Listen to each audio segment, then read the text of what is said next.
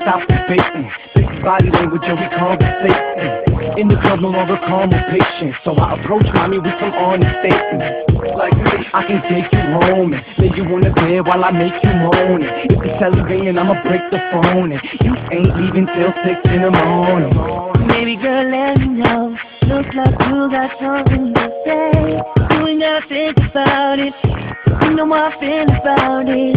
So baby girl, let it flow. You've been thinking about me all day. Now you wanna lose control. Shorty, when I see you, it's on. Every minute, every hour, you're thinking me.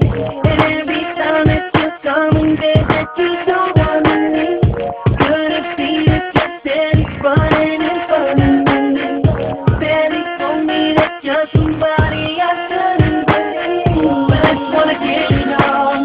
So baby, come and put it on.